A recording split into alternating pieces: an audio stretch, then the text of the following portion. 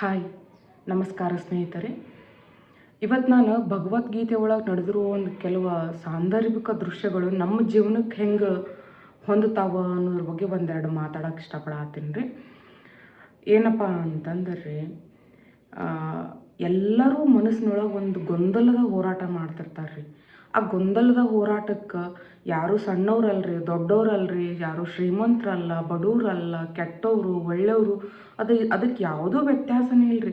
ಪ್ರತಿಯೊಬ್ಬರ ಮನಸ್ಸಲ್ಲೂ ಗೊಂದಲದ ಹೋರಾಟ ನಡೀತಿರ್ತೈತೆ ರೀ. ಯಾವ ಥರಪ್ಪ ಅಂತಂದ್ರೆ, ಒಂದು ಕೆಲಸದ ಒತ್ತಡದ ಹೋರಾಟ, ಇನ್ನೊಬ್ಬರಿಗೆ ಹಣದ ಹೋರಾಟ, ಇನ್ನೂ ಕೆಲವೊಬ್ಬರಿಗೆ ಏನಪ್ಪ ಅಂದ್ರೆ ತಾವು ನಡೆಯುತ್ತಿರುವ ದಾರಿ ಸರಿ ಐತೋ ಇಲ್ಲೋ ಅನ್ನೋ ಹೋರಾಟ ನಡೀತಿರ್ತೈತೆ ರೀ. ಹಾಗಾಗಿ ಪ್ರತಿಯೊಬ್ಬರ ಜೀವನದಾಗ ಒಂದಲ್ಲ ಒಂದು ಹೋರಾಟ ನಡೆದಿರ್ತೈತೆ ರೀ. ಹಾಗೆ ಭಗವದ್ಗೀತೆ ಒಳಗೆ ಅರ್ಜುನನ ಮನಸ್ಸಿನಾಗೂ ಒಂದು ಗೊಂದಲದ ಹೋರಾಟ ನಡೀತೈತೆ ರೀ. ಏನಪ್ಪ ಅಂತಂದ್ರೆ, ರಣಭೂಮಿ ಒಳಗೆ ನಿಂತಿರ್ತಾನೆ ರೀ. ಯುದ್ಧ ಮಾಡ್ಬೇಕನ್ನೋ ಹೊತ್ತಿಗೆ ಯುದ್ಧ ಮಾಡಾಗ ಮುಂದೆ ನೋಡ್ತಾನೆ ರೀ. ಅವನು ಮುಂದಿರುವುದು ತನ್ನ ಗುರುಗಳು ರೀ, ತನ್ನ ಸಹೋದರ ಮತ್ತು ತನ್ನ ಸಂಬಂಧಿಕರೇ ರೀ.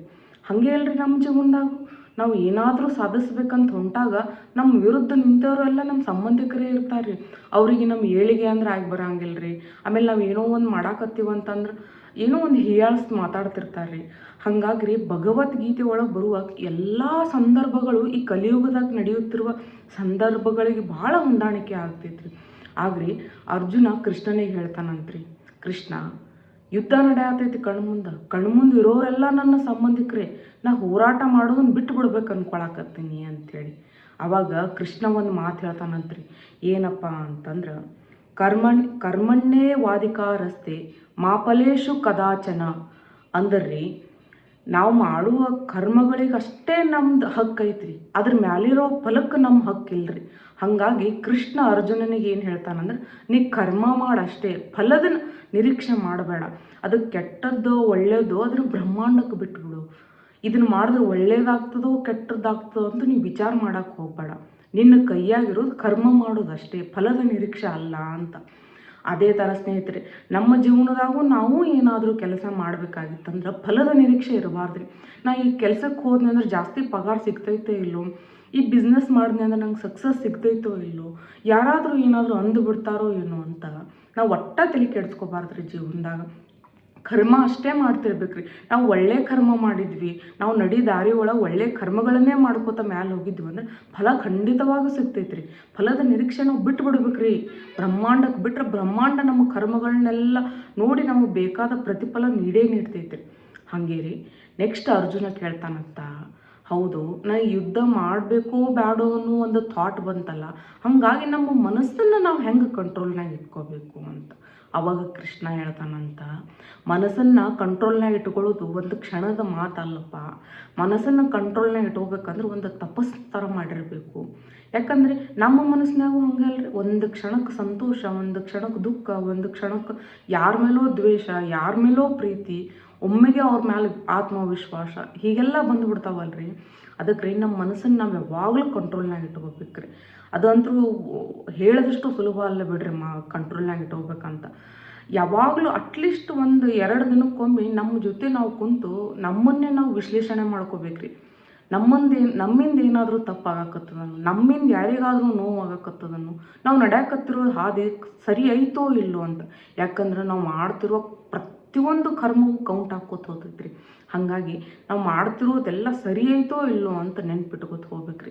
ನಾವೇನು ಮಾಡ್ತೀವಿ ಹೇಳ್ರಿ, ಬರೇ ಫಲದ ನಿರೀಕ್ಷೆ ಮಾಡ್ತಿರ್ತೀವಿ.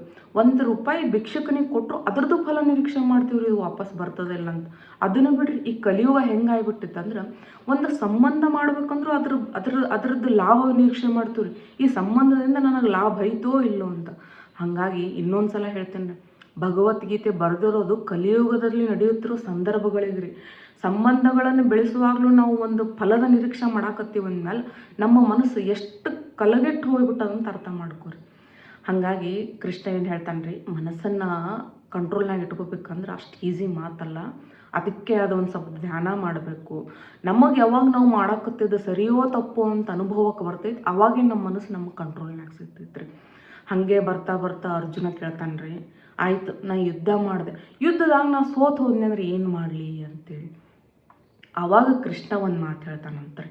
ಏನಪ್ಪ ಅಂತಂದ್ರೆ, ಸಮತ್ವಂ ಯೋಗ ಉತ್ತೆಚೆ ಅಂತ. ಹಂಗಂದ್ರೆ ಏನಪ್ಪ ಅಂದ್ರೆ ಗೆಲುವು ಸೋಲು, ಲಾಭ ನಷ್ಟ, ಯೋಗ್ಯ ಅಯೋಗ್ಯತೆ ಇದೆಲ್ಲನೂ ಸಮಾನತೆಯಾಗಿರ್ತೈತೆ ರೀ. ಯಾವುದು ಹೆಚ್ಚು ಯಾವುದು ತಳಗ ಅಂತ ಏನೂ ಇರಂಗಿಲ್ಲ ರೀ. ಗೆಲುವು ಬಂದಾಗ ನಮ್ಮನ್ನು ಬಲಿಷ್ಠ ಮಾಡಕ್ಕೆ ಬಂದಿರ್ತೈತೆ ರೀ. ನಾವು ಅಂದ್ರೆ ನಮ್ಮ ಬಲಿಷ್ಠ ಅಲ್ರಿ, ಗೆಲುವು ಬಂದಾಗ ನಮ್ಮನ್ನು ಪರೀಕ್ಷೆ ಮಾಡಕ್ಕೆ ಬಂದಿರ್ತೈತಂತ್ರಿ. ಈಕೆ ಗೆದ್ದಾಳ ಹೆಂಗಾರ ಬದುಕ್ತಾಳ ನೋಡಮ್ಮು ಅಂತೇಳಿ.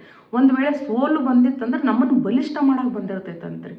ಹಾಗಾಗಿ ಯಾವುದೂ ಶಾಶ್ವತ ಅಲ್ರಿ ಜಗತ್ತಿನಾಗ. ಇವತ್ತು ಸೋಲು ಕಂಡಿರ್ಬೋದು, ನಾಳೆ ಗೆಲುವು ಬಂದೇ ಬರ್ತೈತ್ರಿ. ಎಲ್ಲನೂ ಸರಿ ಸಮಾನ ರೀ ಜಗತ್ತಿನಾಗ.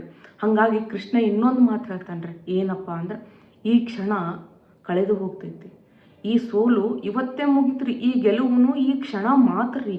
ಈ ಕ್ಷಣ ಏನೈತಿ ಅದಷ್ಟೇ ನಿಜ ರೀ. ಮರುಕ್ಷಣ ಏನಿರ್ತೈತೆ ಅದು ಯಾವುದೂ ನಮ್ದಲ್ರಿ. ಹಾಗಾಗಿ ಈ ಕ್ಷಣ ಕಳೆದು ಹೋಗ್ತೈತಿ ಅಂತ ಕೃಷ್ಣ ಹೇಳ್ತಾನಂತ್ರಿ. ಹಾಗಾಗಿ ಭಗವದ್ಗೀತೆ ಅನ್ನೋದು ಬರೀ ದೇವಸ್ಥಾನದಲ್ಲಿ ದೇವಾಲಯದಲ್ಲಿ ಇಟ್ಟು ಪೂಜೆ ಮಾಡೋದಲ್ರಿ. ಭಗವದ್ಗೀತೆ ಒಳಗೆ ಬರುವ ಎಲ್ಲ ಸಂದರ್ಭಗಳು ಕಲಿಯುಗದಾಗ ಮನುಷ್ಯರ ಮನಸ್ಸಿನಾಗ ನಡೀತಿರೋ ಹೋರಾಟದಕ್ಕೆ ಭಾಳ ಸಮೀಪವಾಗಿ, ಭಾಳಲ್ಲ ಅದು ನಿಜವಾದ ಘಟನೆಗಳೇ ಅಂತ ಹೇಳ್ಬೋದು ರೀ. ಹಾಗಾಗಿ ಭಗವದ್ಗೀತೆಯನ್ನು ನಮ್ಮ ಜೀವನದಾಗ ಅಳವಡಿಸ್ಕೋಬೇಕ್ರಿ. ಕೆಲವೊಂದು ಸಲ ನಾವು ಅರ್ಜುನರಾಗಿರ್ತೀವಿ ರೀ ಗೊಂದಲದಾಗಿದ್ದಾಗ. ಹಾಗಾಗಿ ನಮಗೆ ನಾವೇ ಕೃಷ್ಣ ಆಗ್ಬೇಕ್ರಿ. ಯಾಕಂದ್ರೆ ನಮಗೆ ಕೃಷ್ಣ ಆಗಿ ಬರೋಕೆ ಈ ಕಲಿಯುಗದಾಗ ಕೃಷ್ಣ ಯಾರೂ ಅಲ್ಲಲ್ರಿ, ನಮಗೆ ನಾವೇ ಕೃಷ್ಣ ಆಗ್ಬೇಕ್ರಿ. ಹಾಗಾಗಿ ಒಂದು ಮಾತು ಹೇಳ್ತಾನೆ ಕೃಷ್ಣ, ಭಯ ಬಂದಾಗ ಭಗವದ್ಗೀತೆ, ಸೋಲು ಬಂದಾಗ ಕೃಷ್ಣನ ಮಾತುಗಳನ್ನು, ಮತ್ತು ಗಾಬರಿಯಾದಾಗ ಅಥವಾ ಗೊಂದಲದಲ್ಲಿದ್ದಾಗ ನೀನು ಮಾಡಿದ ಕರ್ಮಗಳನ್ನು ನಂಬಬೇಕಂತ್ರಿ. ನಾವು ಒಳ್ಳೆ ಕರ್ಮಗಳನ್ನು ಮಾಡಿದ್ವಿ ಅಂದ್ರೆ ಒಳ್ಳೆಯದೇ ಆಗ್ತದೆ ಜೀವನದಾಗ ಅಂತ ನಂಬಿರ್ಬೇಕಂತ್ರಿ. ಹಾಗಾಗಿ ಭಗವದ್ಗೀತೆಯಲ್ಲಿ ಬರುವ ಕೆಲವೊಂದು ಸಾಂದರ್ಭಿಕ ದೃಶ್ಯಗಳು ನಮ್ಮ ಜೀವನಕ್ಕೆ ಹಿಂಗೆ ಹೊಂದಾಣಿಕೆ ಆಗ್ತಾವಂತ ಹೇಳಲು ಇಷ್ಟಪಟ್ಟೇನೆ ರೀ. ರಾಧೇ ರಾಧೇ. ಧನ್ಯವಾದಗಳು ರೀ.